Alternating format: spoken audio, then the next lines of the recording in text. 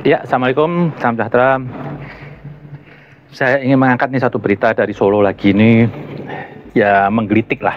Sebetulnya malu lah. Ini umat beragama ini sudah pada tua-tua tapi kok mesti tingkah lakunya seperti anak kecil.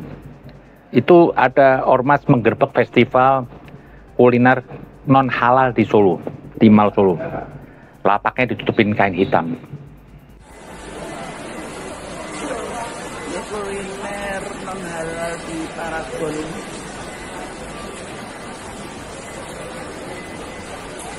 ditutup untuk hari ini, nggak tahu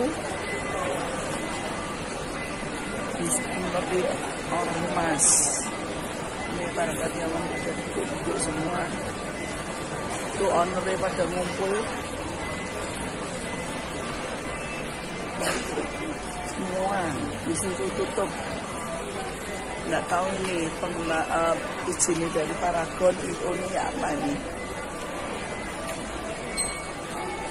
Pagi-pagi sempat buka setengah jam atau 1 jam, disamperi ormas suruh tutup semua tuh, kosong. Hari ini kemungkinan nggak buka dulu. Lapaknya ditutupin kain hitam. Pertama, saya cuma ingin ngasih tahu kepada umat beragama semua ya. Jangan hidup Anda tuh beragama, mensibukkan diri, mengurusin hal-hal penghambaan. Seperti orang nggak sholat, orang makan, orang minum, itu bukan urusan Anda. Itu problem masalah dosa pribadi, dosa personal. Itu nggak perlu Anda permasalahan, dan itu bukan dosa yang besar. Dosa personal itu dosa kepada Allah. Anda nggak usah minta maaf, Allah memaafkan. Tapi dosa yang paling berbahaya itu apa? Dosa sosial. Apa itu dosa sosial? Dosa yang merugikan orang lain, yang berdampak kepada orang lain. Itu apa? Membunuh, mencuri, menggunjing, memfitnah. Itu kenapa dibilang perlu ditegur? Karena itu diartikan di dalam Al-Quran, Pak. Itu bentuk kezaliman. Kalau yang tadi judi, minum, itu bukan kezaliman. Dalam arti apa? Merugikan orang lain.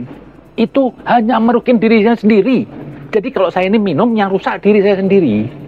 Makanya semua dosa personal itu tidak ada ayat di kutub. Seperti jilbab itu tidak ada dalam ayatnya. Di ujung ayatnya apa? Allah mengutuk. Kenapa? Itu dosa personal. Karena kalau saya langgar atau apa, kalau saya sampai diganggu orang, ya itu yang rugi saya sendiri. Tapi kalau dosa kepada orang lain, pasti ada ancaman Tuhan.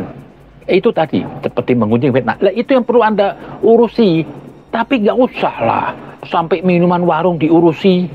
Ini makanan non halal. Itu biarin. Ada orang lain memakan itu sebagai yang halal. Dan bagi saya itu masih bagus. Memberitahu ini makanan non halal. Berarti apa? Dia menghargai yang muslim.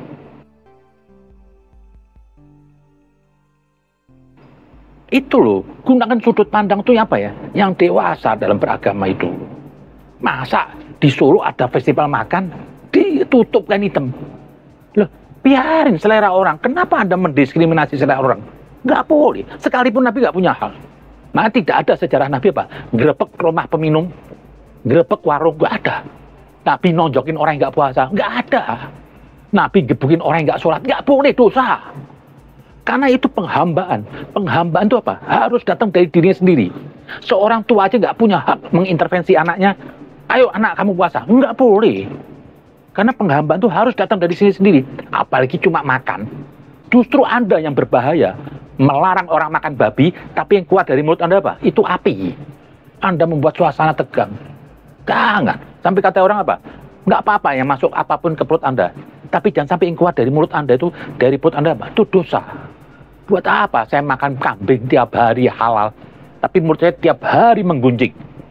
Tiap hari memfitnah orang. Ini yang nggak boleh. Lah itu tadi, saya aneh aja di Solo. Ya alhamdulillah terbuka lagi. Tapi ini saya lihat apa? Mengkerdilkan umat Islam loh. Jangan arogansi mayoritas, saya nggak suka gitu. Coba kalau Anda minoritas. Islam itu minoritas. Berani Anda bersikap gitu? Di tempatnya mayoritas non-muslim? Enggak. Berarti apa? Keberanian Anda itu munafik. Bukan karena Anda lillahi ta'ala, bukan karena Tuhan. Karena Anda merasa kuat, musuh Anda lemah, Anda lawan. Kata Ali bin Abi Thalib apa? Pengecut sejati itu apa? Menunjukkan keberanian di hadapan orang lemah. Itu sudah pengecut, bukan keberanian. Orang lemah kok nunjukin keberanian. Lah ini loh, Saya ini sebagai muslim kadang malu lihat tingkah laku ormas-ormas yang sok paling Tuhan. Kebaikan di dunia itu cuma satu. Bagaimana kita menyintai orang lain, menyintai orang, atau menghargai orang, seperti bagaimana kita menyintai dan menghargai diri sendiri. Ini cuma satu kebaikan. Selainnya ilusi, sembahyang itu cuma alat, puasa itu cuma alat. Tapi menjadi amal yang baik apa? Gimana saya berhubungan sama orang? Saya sholat 5 waktu, tapi saya berhubungan sama orang jelek. Ini sholat saya ini hina. Bukti sholat saya itu baik, semua baik apa? Hubungan saya sama orang baik. Saya menghargai orang. Oh, dia non-muslim. Dia makan babi. Monggo. Nggak boleh saya intervensi. Hargai dia. Lah ini, itu cuma satu kebaikan di dunia. Selainnya nggak ada. Kenapa saya bilang cuma satu? Karena prinsip beragama itu buat orang.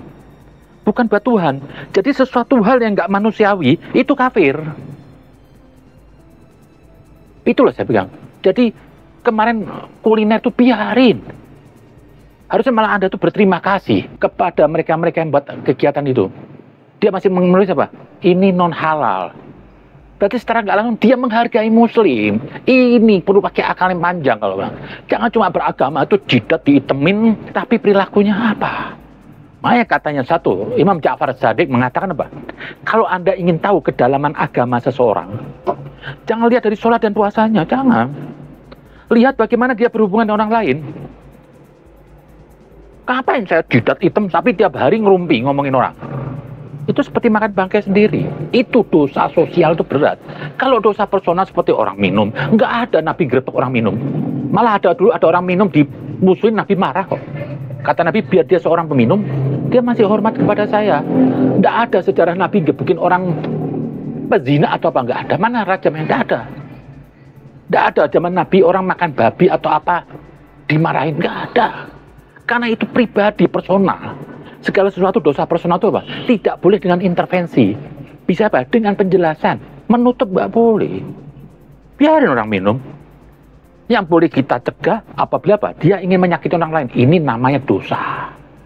Berat tobatnya. Karena apa? Kalau saya zalim kepada orang, Tuhan belum bisa memaafkan. Kalau orang yang saya zalim itu membuka maaf buat saya. Jadi itu loh.